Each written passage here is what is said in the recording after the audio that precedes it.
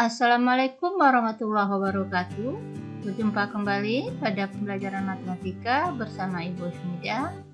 Untuk pertemuan kali ini kita lanjutkan mengenai perkalian dan pembagian pada bilangan pecahan.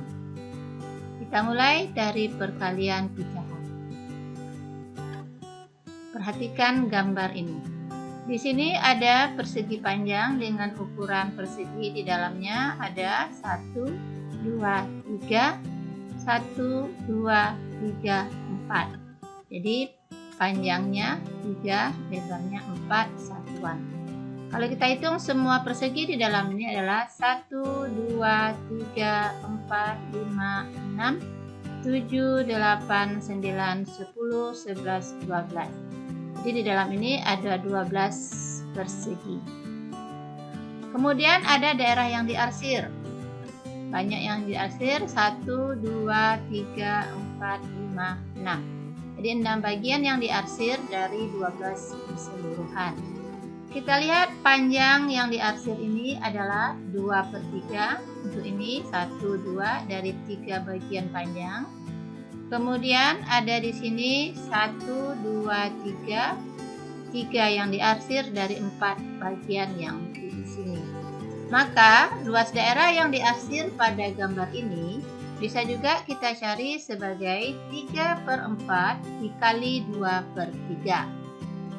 Karena ingat ini persegi panjang, itu panjang kali lebar.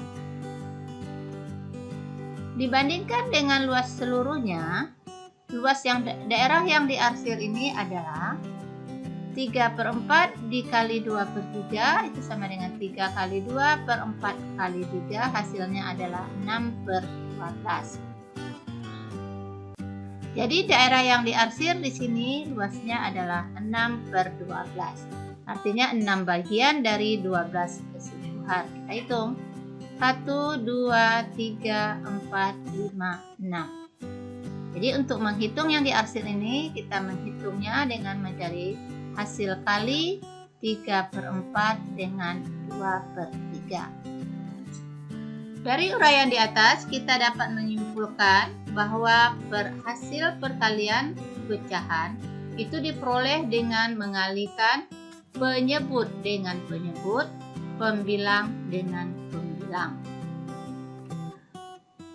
Sehingga untuk sembarang bilangan pecahan A per B dan B dan C per D, di mana B tidak boleh sama dengan 0 dan D juga tidak boleh sama dengan 0, akan selalu berlaku A per B kali C per D hasilnya adalah A kali C per B kali D. Itu pembilang kali pembilang per penyebut kali penyebut. Jika dalam perkalian pecahan terdapat pecahan campuran, maka harus kita ubah menjadi pecahan biasa, baru kita lakukan perkalian seperti ini. Kita lihat contoh. Tentukan hasil perkalian pecahan berikut. 5/6 dikali 2/3. Ini sama-sama pecahan biasa. Maka kita akan mengajukannya dengan cara 5 dikali 2 per 6 dikali 3. Hasilnya adalah 10/18. 10/18 mempunyai KPK, yaitu 2. Maka 10 dibagi 2, 18 dibagi 2, maka bentuk pecahan ini yang paling sederhananya adalah 5/9. Untuk menyelesaikan perkalian pecahan ini, kita juga bisa memakai cara yang berikut, yaitu 5/6 dikali 2/3 sama dengan 5 dikali 2 per 6 dikali 3. Di sini antara pembilang dan penyebut ada yang memiliki persekutuan terkecil atau KPK, yaitu 2 dan 6 memiliki KPK 2. Maka 2 kita bagi 2 hasilnya 1, 6 kita bagi 2 hasilnya 3. Jadi antara pembilang dan penyebut bisa kita sederhanakan terlebih dulu. Maka perkaliannya adalah 5 kali 1 per 3 kali 3. sehingga hasilnya sama, yaitu 5/9. Soal kedua, 3 1/3 dikali 1 2/5 dikali 2 1/4. Ini masing-masing adalah pecahan campuran. Maka kita akan mengubah pecahan ini menjadi pecahan biasa terlebih dulu. Ingat bagaimana cara mengubah pecahan campuran menjadi pecahan biasa? 3 dikali 3 tambah 1, ya. 10/3 dikali 7/5 dikali 9/4. Kita bisa mengalihkan. Cara pertama, semua pembilang kita kalikan, penyebut kita kalikan, hasilnya adalah 630/60. Ini penyebutnya 60, ini bisa kita sederhanakan menjadi 10 30/60. 30/60 ini masih bisa kita sederhanakan, KPK-nya adalah 30, maka 30 bagi 31, 60 bagi 30 adalah 2. Maka hasil akhirnya adalah 10 1/2. Bisa juga kita melakukan penyelesaiannya dengan cara pertama, tetap kita ubah menjadi pecahan biasa, kemudian kita sederhanakan antara pembilang dan penyebut. Sini kita sederhanakan, ini KPK 9 dan 3 adalah 3, jadi 9 bagi 3 hasilnya 3, kemudian 3 bagi 3 hasilnya 1. Selanjutnya 10 dibagi 5 hasilnya 2, 5 dibagi 5 hasilnya 1. Maka sekarang bentuknya adalah 2 dikali 7 dikali 3 per 1 kali 1 kali 4. Di sini masih ada yang bisa kita sederhanakan antara pembilang dan penyebut, yaitu 2 dan 4. KPK-nya 2, maka 4 dibagi 2 hasilnya 2, 2 dibagi 2 hasilnya 1. Terakhir, tinggal 1 kali 7 kali 3, 21, 1 kali 1 kali 2 hasilnya 2. Hasilnya sekarang adalah 21/2. 21/2 kita ubah bentuknya menjadi 10 1/2. Jadi sama. Kalau ini adalah pecahan biasanya, di sini pecahan campurannya. Baiklah, untuk menyelesaikan perkalian pecahan, ingat caranya dengan mengalihkan pembilang dengan pembilang, penyebut dengan penyebut.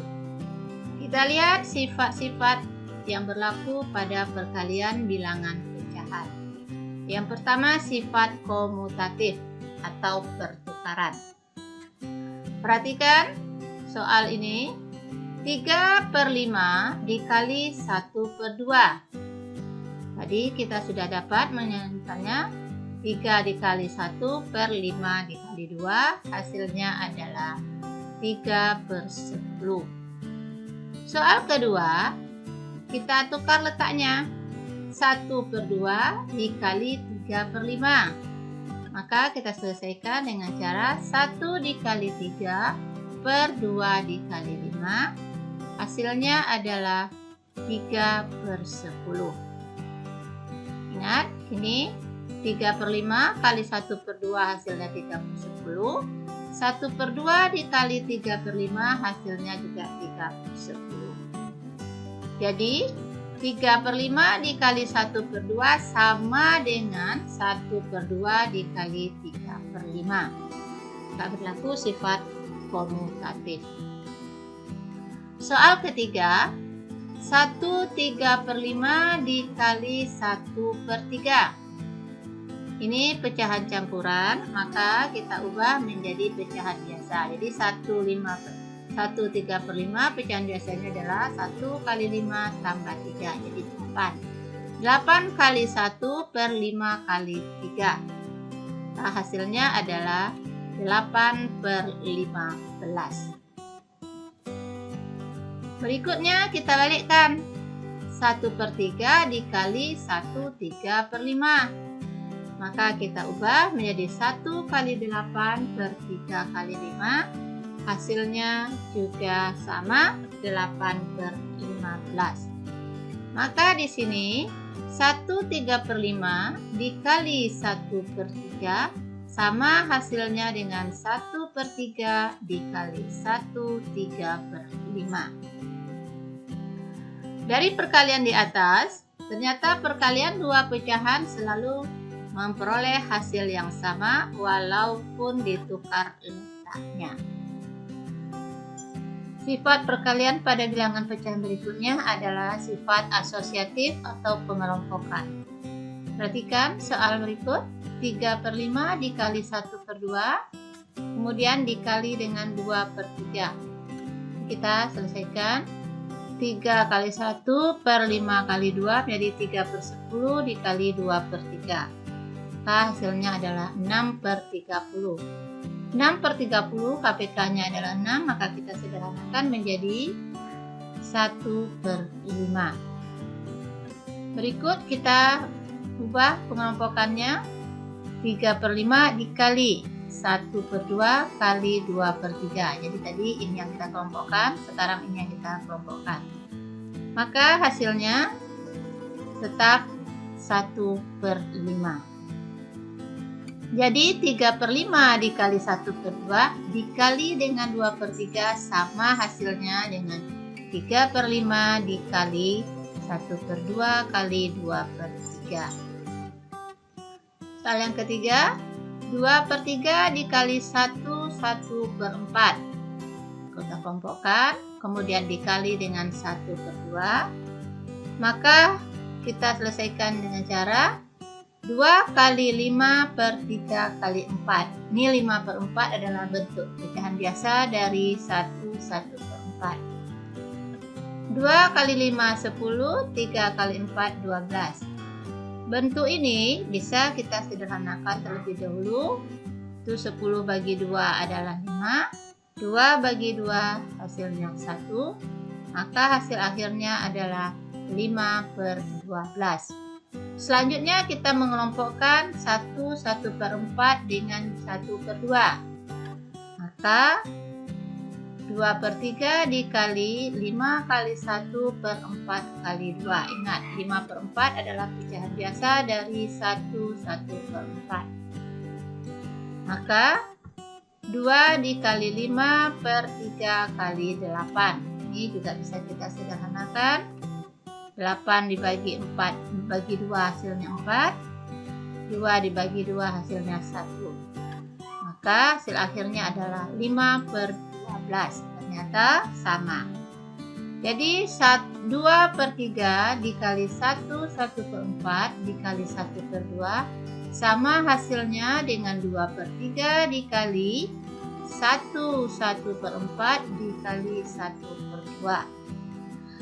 Dari perkalian di atas, ternyata hasil perkalian tiga pecahan selalu memperoleh hasil yang sama walaupun dilakukan pengelompokan yang berbeda. Sifat ketiga yaitu sifat distributif atau penyebaran. Perhatikan.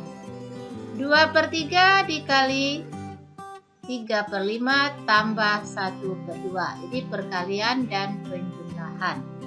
Kita selesaikan dengan cara, karena ini 5 dan 2 penyebutnya berbeda, kita samakan dulu penyebutnya.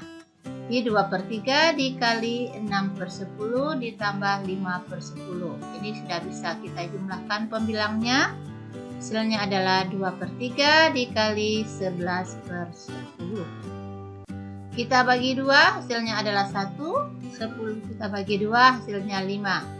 Maka hasil akhirnya adalah 1 dikali 11, 11, 3 dikali 5, 15. Jadi 11/15.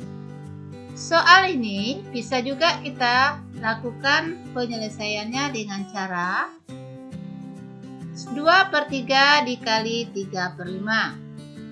Kemudian 2/3 dikali 1/2. Maka 2/3 dikali 3/5 ditambah, karena ini tambah, 2/3 dikali 1/2.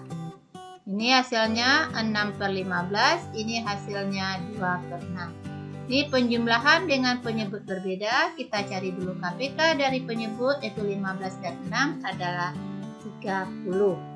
Maka bentuk pecahan ini berubah menjadi 12 per 30 ditambah 10 per 30. Hasilnya adalah 22 per 30. Kita sederhanakan menjadi 11 per 15. Jadi sama.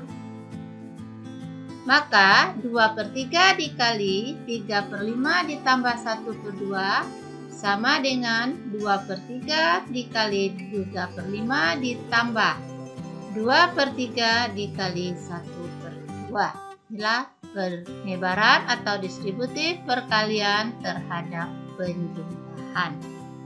Yang berikut, perkalian terhadap pengurangan. Cara pertama kita lakukan dengan menyamakan penyebut. Setengah dikali 6 per 5 dikurang 5 per 15. Jadi 1 per 2 dikali 1 per 15. Karena 6 kurang 5. Hasilnya adalah 1 per 30. Berikut bisa kita lakukan dengan cara penyebaran. Setengah dikali 2 per 5. Kemudian setengah dikali 1 per 3. Karena ini kurang, maka di sini juga kurang. Ini bisa kita sederhanakan 2 bagi 2 1. 2 bagi 2 juga 1. Maka hasilnya adalah 1 per 5 dikurang 1 per 6. Kita lihat ini penyebutnya berbeda. Kita cari KPK dari 5 dan 6 adalah 30. Maka bentuk ini menjadi 6 per 30 dikurang 5 per 30. Maka hasilnya adalah 1 per 30. Sehingga 1 per 2 dikali 2 per 5 dikurang 1/3 sama juga dengan 1 per 2 kali 2 per 5 kurang 1 per 2 dikali 1/3. Dari operasi hitung tadi dapat disimpulkan bahwa A per B dikali C per D tambah E per F itu sama juga dengan A per B dikali C per D tambah A per B dikali E per F, di mana B, D, dan F tidak boleh sama dengan 0. Ini disebut dengan distributif perkalian terhadap penjumlahan. Sedangkan sifat yang kedua, A per B dikali C per D dikurang E per F. Ini akan sama juga dengan A per B dikali C per D dikurang A per B dikali E per F. B, D, dan F tidak boleh sama dengan 0. Ini disebut distributif perkalian terhadap pengurangan. Mari kita berlatih. Soal pertama, 2 1 per 2 dikali negatif 3 per 5. Pecahan campuran kita ubah terlebih dahulu menjadi pecahan biasa. Ya. Kemudian antara pembilang dan penyebut bisa kita sederhanakan. 5 bagi 5 1, 5 dibagi 5 juga 1. Maka bentuk ini menjadi 1 dikali negatif 3 per 2 kali 1. Hasilnya adalah negatif 3 per 2. Ini pecahan biasa. Bisa kita ubah bentuknya menjadi pecahan campuran, yaitu negatif 1 per 2. Soal kedua, 1 per 6 ditambah 1 per 4 dikali 1 3 per 5. Ini penjumlahan dengan penyebut berbeda, maka kita samakan dulu. KPK dari 6 dan 4 adalah 12, maka 1 per 6 adalah 2 per 12, 1 per 4 adalah 3 per 12 dikali 8 per 5. 8 per 5 pecahan biasa dari 1 3 per 5. Maka 2 ditambah 3 hasilnya 5. 5 per 12 dikali 8 per 5. Ini masih bisa kita sederhanakan. 5 dibagi 5 1. 5 dibagi 5 1. Jadi hasilnya 8 per 12. 8 per 12 bisa kita sederhanakan. Sama-sama dibagi 4. Hasilnya adalah 2 per 3. Soal ketiga, perhatikan. Harga 1 liter beras sama dengan setengah harga 1 kg gula. Dan harga 1 kg gula yang sejenis sama dengan 3/4 dari harga 1 kg telur ayam. Jika harga 1 kg telur ayam Rp8.000, berapa rupiah harga 1 liter beras tersebut? Kita ketahui di sini harga 1 liter beras sama dengan setengah harga 1 kg gula. Kemudian harga 1 kg gula sama dengan 3/4 dari harga 1 kg telur ayam. Harga 1 kg telur ayam ini nilainya Rp8.000. Ditanya berapakah harga 1 kg beras? Kita jawab, perhatikan, 1 kg gula itu sama dengan 3/4 kali harga 1 kg telur ayam. Jadi ini 1 kg 8.000, maka 3/4 kali 8.000. Ya, 8.000 dibagi 4 dapat 2.000, 4 dibagi 4 dapat 1, maka harganya adalah 3 kali 2.000 sama dengan 6.000. Harga 1 kg gula 6.000, maka harga 1 liter beras itu sama dengan setengah harga 1 kg gula. Maka harga 1 liter beras setengah dari 6.000, hasilnya adalah Rp3.000. Jadi harga 1 liter beras adalah Rp3.000. Baiklah anak-anak, untuk perkalian pecahan, Ibu rasa kalian paham dan terus belajar. Kita lanjutkan, berikutnya adalah pembagian pecahan. Perhatikan hubungan antar pembagian dan perkalian pada pecahan berikut. A per B dibagi dengan C per D. Ini bentuknya adalah A per B per C per D. Jadi bentuk pembagian ini bisa kita nyatakan juga dalam pecahan. Sehingga A per B dikali dengan D per C sama dengan C per D dikali D per C. Ini berarti pembilang dan penyebut kita kali dengan bilangan yang sama. Selanjutnya, ini bisa kita sederhanakan. C per C, hasilnya adalah 1. Kemudian, D dibagi D, hasilnya juga 1. Maka A per B dikali D per C per 1. Maka hasilnya adalah A per B dikali D per C. Ternyata membagi dengan suatu pecahan sama artinya dengan mengalihkan pecahan tersebut dengan kebalikannya. Jadi untuk sembarang pecahan A per B dan C per D, di mana B tidak sama dengan 0 dan D juga tidak sama dengan 0, akan berlaku A per B dibagi C per D sama dengan A per B dikali D per C. Jadi kalau ini bagi C per D, sekarang sama dengan D per C. Di mana D per C adalah kebalikan dari C per D. Jadi ingat, pembagian pecahan merupakan kebalikan dari perkalian. Kita lihat latihannya. 2 1/5 dibagi negatif 3/10. Ingat, pecahan biasa dari 2 1/5 adalah 11/5 dibagi dengan negatif 3/10. Ini pembagian, kita ubah menjadi perkalian, kita balikkan. Ini menjadi negatif 10/3. Maka ini kita sederhanakan dulu. 10 dibagi 5 hasilnya 2. 5 dibagi 5 hasilnya 1. Maka 10 dikali negatif 2, negatif 22 per 3.